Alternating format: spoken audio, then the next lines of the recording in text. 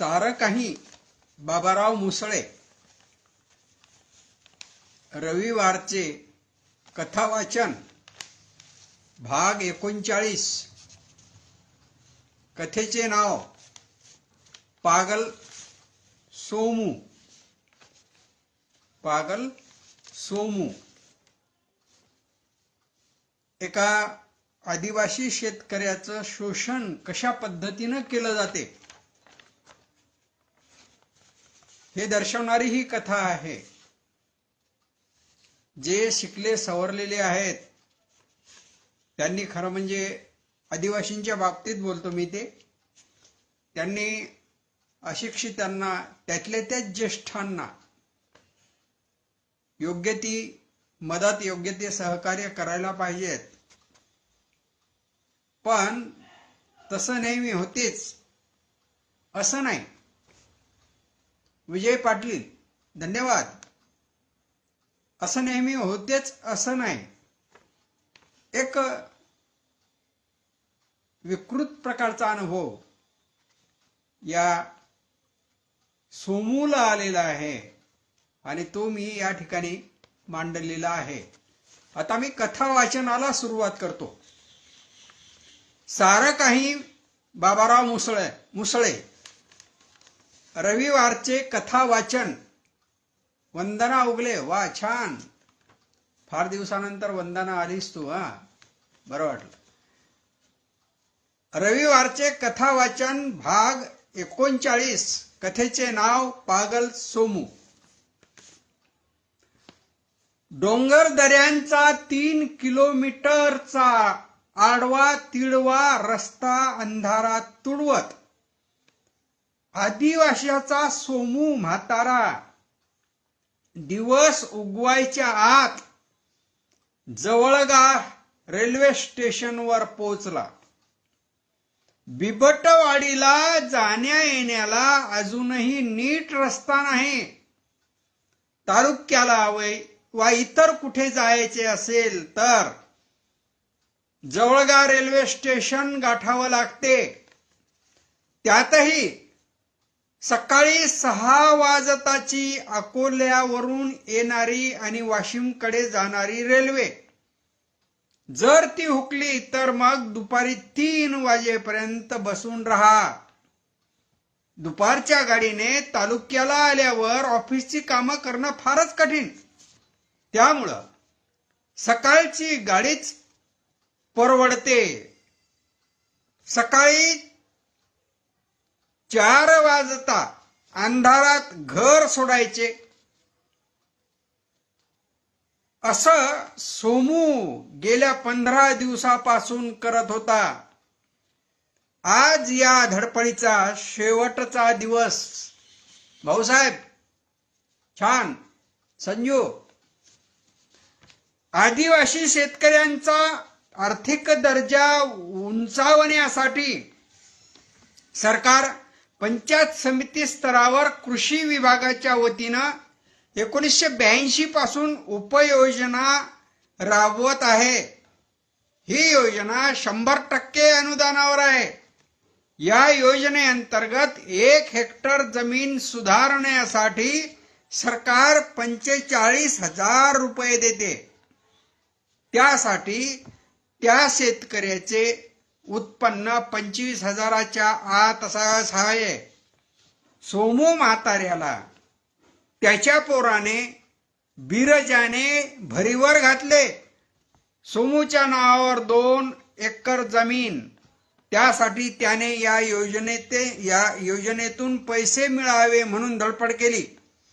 आज पंचायत समिती कार्यालयात अर्ज द्यायचा शेवटचा दिवस आहे म्हणून तो आज सकाळीच जवळगा स्टेशनवर आला होता। वास्तविक रात्री सोमूचं बिरजाशी भांडण झालं। सोमूला या अर्जासाठी कागदपत्र जमा करण्याची गेल्या 15 दिवसात जी दगदग झाली त्यामुळे तो जाम वैतागला होता।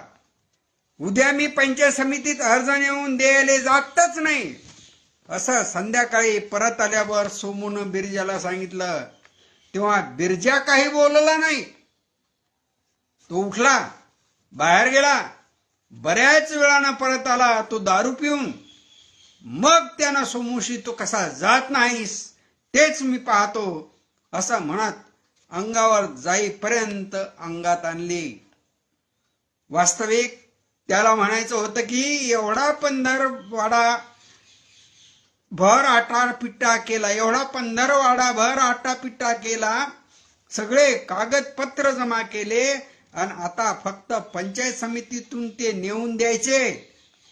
आणि आता फक्त पंचायत समितीत ते नेऊन द्यायचे तर म्हातारा नाही म्हणतो. पण एवढं नरमाईनं बोलायचं त्याला माहित नव्हतं. पोटात दारू रिचवायची आणि मग शिव्यांची लाखोळी वाहत म्हाताऱ्याशी भांडण करायचं ही त्याची नेहमीची पद्धत होती. मी पंचायत समितीत अर्ज नेऊन द्यायला जाणार नाही असं जरी सोनूनं म्हटलं असलं तरी ते काही खरं नव्हतं. एवढंच की 15 दिवसांच्या या सगळ्या दगदगीनं त्याच्या शरीरापेक्षा मन खूप थकलं होतं. काही सरकारी लोक पैसे घेऊन काम करतात, काही पैसे घेत नाहीत आणि कामही करत नाहीत, तर काही पैसे घेतात पण वेळेवर काम करत नाहीत. 5 पैसेही न घेता पहिल्या झटक्यात काम करणारा एकही माईचा लाल त्याला आढळला नाही. त्यामुळंच सारे कागदपत्र जमा केल्यावरही त्याचा जीव उबकला. पुन्हा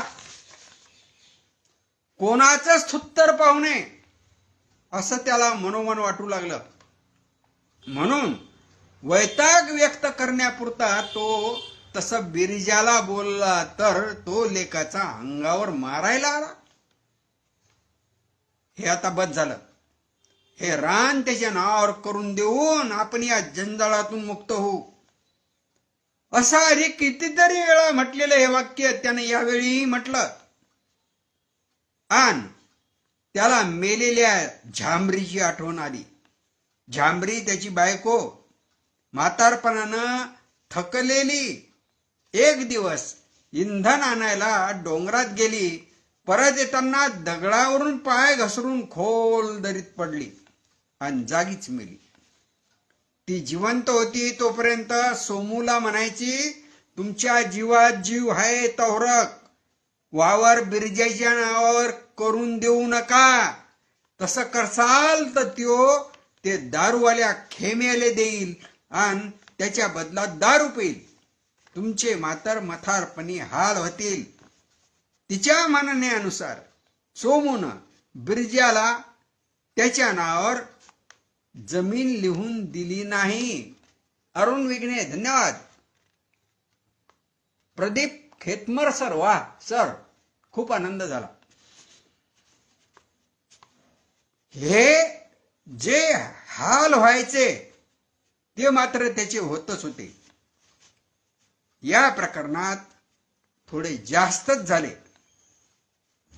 या उपयोजनेत काय काय भेटते हे पहिल्यांदा विचारायला सोमू पंचायत समितीत गेला तर कोणी काही सांगायलाच तयार नव्हतं.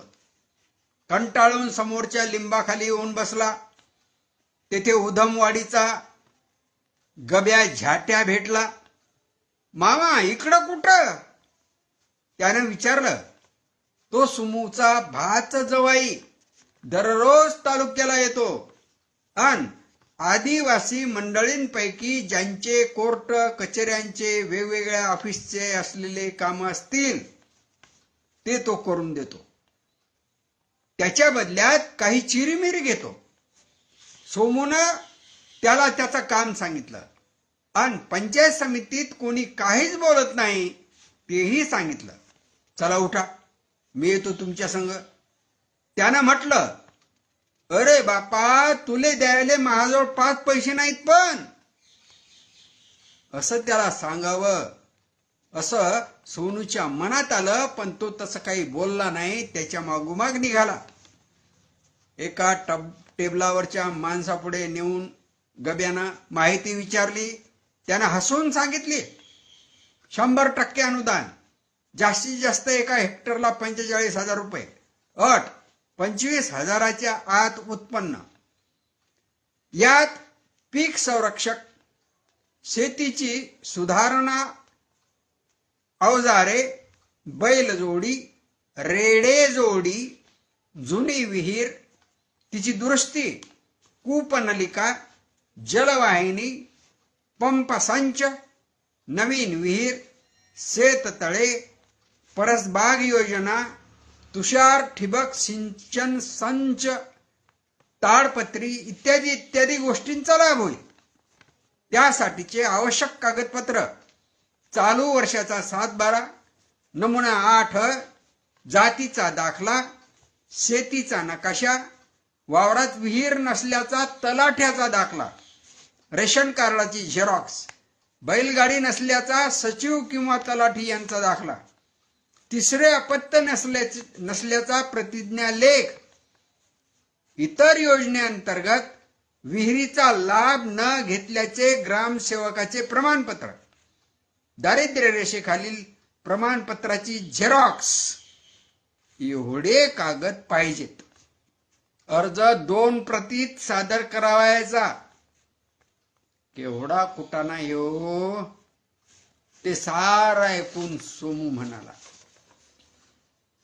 जागोजाग किती अडवणूक करतात लोक. त्यांना सुरुवातीचे 2 दिवस हेलपाटे घेऊन पाहिले, पण तिळा इतकं काम झालं नाही. मामा, गरज पडली तर मले आवाज द्या, मी इथंच असतो आसपास, गब्या म्हणाला होता. तुमच्याकडून पैसे नाही घेणार असंही बोलला होता. त्याला कशाला त्रास द्यायचा असं मनाशी म्हणून सोमू स्वतःच खटपटीला लागला होता, पण काहीच जमेना. शेवटी तो गब्याला शरण गेला. गब्याच्या सगळ्या ओळखी असूनही एकही काम सहज झालं नाही. गब्यानं स्वतः पैसे घेतले नाहीत, पण जागी पैसे द्यायला भाग पाडलं. कुठं 20, कुठं 30, कुठं 50, कुठं 100. जातीच्या दाखल्यावर साहेबांना सही करावी म्हणून गब्यानं सोमूकडून 500 रुपये घेतले. मात्र एका दिवसात दाखला मिळाला. गब्या नसता तर 15 दिवसात एवढे मोठे कागद जमा करणं सोमू म्हाताऱ्याला या जन्मात तरी जमलं नसतं. दिवस कासराभर वर आला आणि तेवढ्यात रेल्वे आली. गाडी उभी राहिली. तो एका डब्यात चढला. डब्यात फारशी गर्दी नव्हतीच. तो एका फलाटावर ऐसपैस बसला. 11 वाजता पंचायत समितीवर पोहोचला. ज्याच्याकडे अर्ज द्यायचा ते साहेब आले नव्हते. त्यांची वाट पाहू लागला.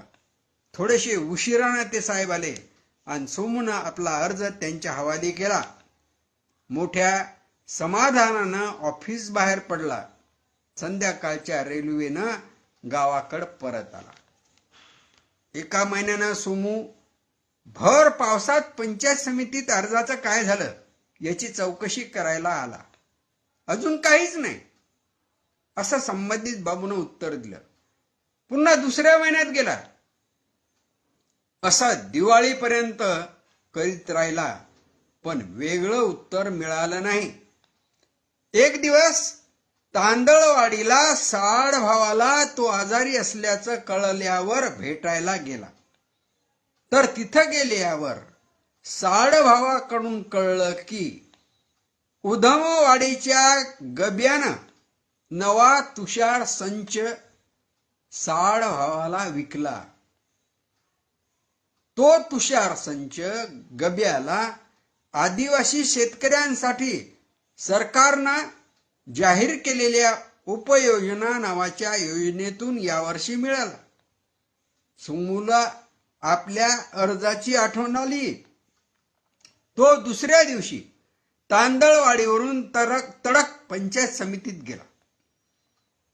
बाबूला भेटला, पण यावेळी त्यानं काही बोलायच्या आधी बाबू समोर 100ची नोट ठेवली.